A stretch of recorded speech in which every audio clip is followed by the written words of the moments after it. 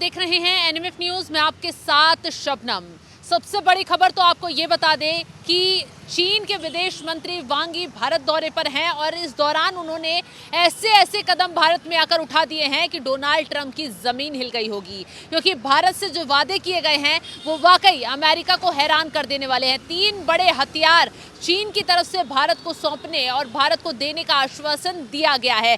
सबसे पहली बात तो ये है कि एस जयशंकर और एनएसए अजीत डोभाल से वांग यी की मुलाकात होती है और ये मुलाकात काफ़ी सफल रहती है, क्योंकि दोनों देशों के रिश्ते जो बिगड़े हुए थे उन्हें सही करने पर बातचीत होती है। आगे दोनों देश कैसे समझौते पर आगे बढ़ेंगे, कैसे व्यापार करेंगे, कैसे आर्थिक मुहाने पर मिलकर काम करेंगे, इसको लेकर बातचीत लगभग सफल होती नजर आ रही है। और फिर बड़ी खबर ये आती है कि वांग यी ने भरोसा दिया है, आश्वस्त किया है कि चीन जो है भारत को 3 बड़ी चीजें देने पर राजी हो गया है। रेयर अर्थ मिनरल, फर्टिलाइजर और टनल बोरिंग मशीन का समाधान निकालने के लिए चीन ने भारत को आश्वस्त कर दिया है। तो अभिषेक, ये जो 3 बड़ी चीजें हैं बहुत महत्वपूर्ण है, भारत की अर्थव्यवस्था में भी भूमिका निभाएंगी और कहीं ना कहीं ये अमेरिका को भी झटका देंगी। तो वांग यी का भारत दौरा अमेरिका के लिए कितना नुकसानदायक हो सकता है? देखिए, आजकल जो जियोपॉलिटिकल हालात चल रहे हैं, फिलहाल अमेरिका जिस तरीके से भारत के साथ पेश आ रहा है, चाइना के साथ, रशिया के साथ पेश आ रहा है, उसके बाद विश्वास करना किसी भी बात पर बहुत एक कठिन सौदा हो जाता है। और चीन के रवैये को देखते हुए तो खासकर जब हम चीन की बात करें तो विश्वसनीयता अलग साइड में रखनी पड़ती है जब चीन की बात करें। लेकिन पिछले साल राष्ट्रपति पुतिन की मौजूदगी में रूस के कजान शहर में जो मुलाकात शी जिनपिंग और प्रधानमंत्री मोदी की हुई, उसके बाद सबसे पहली बात वहाँ हुई थी कि जो गलवान घाटी में इंसिडेंट हुआ, वहाँ जो दोनों देशों की सेनाएं थी वो अपनी पहले वाली स्थिति में चली जाएंगी, उस पर काम हुआ, अमल हुआ। और अभी हाल फिलहाल में ही 23वें दौर की बैठक दोनों देशों के बीच जो वार्षिक बैठक होती है, वो 23वीं वार्षिक बैठक एक दूसरे देशों के बीच, दोनों के बीच हुई। 24वें दौर की बैठक होना भी बाकी है। बाकी जो टेबल टॉक है चाइना के साथ, वो लगातार शबनम चल रहा है। 62 की लड़ाई के बाद जिस तरीके से हमने चीन के साथ टेबल टॉक बंद कर दिया था, वैसा अब फिलहाल गलवान के बाद नहीं हुआ। टेबल टॉक लगातार जारी है और उसी का नतीजा ये हुआ कि ट्रंप ने जब टैरिफ का कहा था, जब शुरुआत में कहा था कि रेसिप्रोकल टैरिफ में लगाऊंगा, तभी चाइना के द्वारा वीज़ा खोल दिए गए थे भारतीयों के लिए। भारतीयों को ये कहा गया था कि आप आइए, चाइना की संस्कृति को देखिए, चाइना में घूमिए, पढ़ने के लिए आइए, या फिर और भी कुछ अगर आपको काम करना है तो आप वो भी करिए। सीधी फ्लाइट जो गलवान के बाद से लगातार बंद थी भारत और चीन के बीच की, वो सीधी फ्लाइट शुरू हो गई है। और मानसरोवर कैलाश यात्रा पर भी बात हुई है, मानसरोवर कैलाश यात्रा भी जल्द ही शुरू हो जाएगी। और अब जिस तरीके से आपने उर्वरक की बात की, देखिए भारत एक कृषि प्रधान देश है। इसमें भारत की लगभग 60% आबादी खेती पर निर्भर करती है। हालांकि वो जीडीपी में कंट्रीब्यूट सिर्फ 12% करती है, लेकिन देश का 70% आदमी उसमें इन्वॉल्व है और उसी से जुड़ा डेयरी 10% लोग उसमें आपके व्यस्त हैं। तो लगभग अगर आप माने तो लगभग 70% लोग कृषि पर निर्भर करते हैं और कृषि के लिए उर्वरक बहुत ज़्यादा ज़रूरी है, डीएपी बहुत ज़्यादा ज़रूरी है, फर्टिलाइज़र जितने भी हैं वो ज़्यादा ज़रूरी है। भारत देखिए अपनी ज़रूरत का सारा जो यूरिया है या फिर डीएपी है वो बाहर के देशों से मंगाता है, एक देश से नहीं मंगाता है। गलवान से पहले बड़ी मात्रा में भारत इस उर्वरकों को चाइना से मंगाया करता था, लेकिन गलवान के बाद से रेयर अर्थ मिनरल्स पर थोड़ी रोक लगी और यूरिया पर पूरी तरीके से रोक लगी। यूरिया की अगर मैं बात करूं शबनम, तो हम फिलहाल मौजूदा वक्त में सबसे ज़्यादा यूरिया रशिया से मंगा रहे हैं। हालांकि रशिया में दूर पड़ता है, चाइना से अगर हम मंगाएंगे तो हमें वो सस्ता पड़ेगा। लगभग 8 लाख मीट्रिक टन जो उर्वरक हैं वो हमने रशिया से मंगाए। चीन की बात करें तो 23-24 में भी, 23-24 की अगर बात करें तो लगभग 18.5 लाख मीट्रिक टन हमने ये उर्वरक मंगाए थे। लेकिन अब जो गलवान के बाद जो कुछ इंसिडेंट हुआ माफ़ कीजिएगा, उधर जो हम रशिया की तरफ शिफ्ट हुए थे, वो शिफ्ट फिर से चाइना की तरफ आ सकता है और भारत के किसानों को सस्ता यूरिया, सस्ते उर्वरक मिल सकते हैं।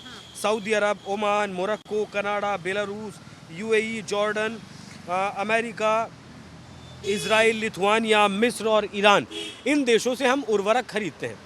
मतलब आप मोटा मोटी सा ये लगा लीजिए कि अपनी ज़रूरत का बहुत कम उर्वरक जो है हम पैदा करते हैं। तो ये भारत के लिए बहुत बड़ी जीत होगी एक तरीके से।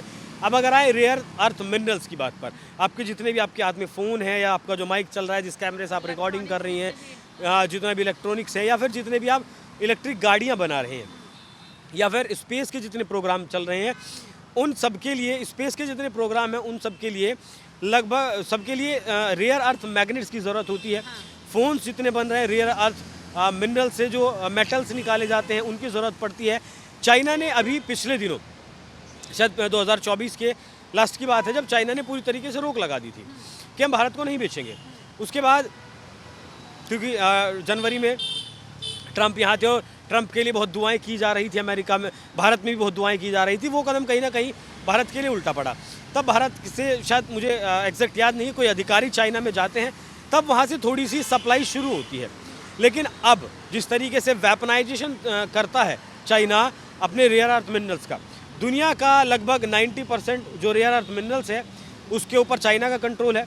80% चाइना का खुद का है और 10% वियतनाम का है, लेकिन कंट्रोल सारा चाइना ही करता है। अमेरिका आज घुटनों पर क्यों है? अमेरिका ने और 90 दिन की जो मोहलत दी है चाइना को, वो क्यों दी है? वो इसीलिए दी है तो अमेरिका की जो इलेक्ट्रॉनिक इंडस्ट्री है या फिर स्पेस का जो इंडस्ट्री अमेरिका का है वो पूरी तरीके से घुटनों पर आ जाएगा।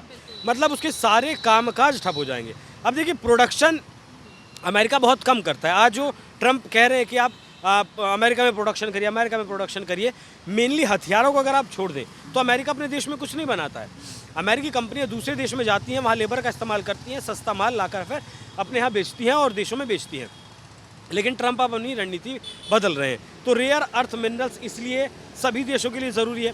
हालांकि भारत सरकार की तरफ से लगभग 6000 करोड़ रुपए अभी का एक प्रोजेक्ट चलाया गया है, जिससे कि कई देश ऐसे हैं जहां रेयर अर्थ मिनरल्स हैं और उनकी खुदाई होगी, रिफाइनिंग होगी, उसके लिए 6000 करोड़ रुपए जारी किए गए हैं। ट्रंप भी उसी दिशा में देख रहे हैं। यूक्रेन के साथ जो 50-50% का डील हुआ वो भी इसीलिए हुआ क्योंकि दुनिया भर में जितना भी रेयर अर्थ मिनरल्स है उसका यूक्रेन के अंदर मतलब पूरी दुनिया में जितना, मतलब अगर 100% है तो अकेले यूक्रेन में 10% है। इसीलिए पुतिन उन हिस्सों पर, जिन हिस्सों पर कब्जा कर चुके, छोड़ना नहीं चाहते और ट्रंप इसीलिए चाहते हैं कि जल्द से जल्द ये रुके। तो ये दो चीज़ भारत के लिए बहुत ज़्यादा ज़रूरी थी और ये फैसले वांग यी की यात्रा के बाद सफल होते हुए दिख रहे हैं, जिससे कि भारत की अर्थव्यवस्था पर बहुत ज़्यादा फर्क पड़ने वाला है। अभिषेक, इसमें आपने बताया कि अगर चीन से रिश्ते सुधर जाते हैं तो भारत की अर्थव्यवस्था और बेहतर हो जाएगी। खैर, भारत उभरता हुआ देश भी है, लेकिन एक चीज़ और आपको बता दें, अगर चीन, रूस, भारत अगर मिलकर व्यापार शुरू कर देते हैं तो अमेरिका को इसका बहुत बड़ा भुगतान भुगतना पड़ जाएगा। अमेरिका को बहुत बड़ी चोट लगेगी क्योंकि अमेरिका चाहता है रूस, जो ब्रिक्स के देश हैं, वो आपस में टूट जाएं, रूस भारत से दोस्ती तोड़ दे, चीन की भारत से दूरियां बन जाए। लेकिन ट्रंप ने जो कार्ड खेला वो कहीं ना कहीं उन पर ही उल्टा पड़ता हुआ नजर आ रहा है।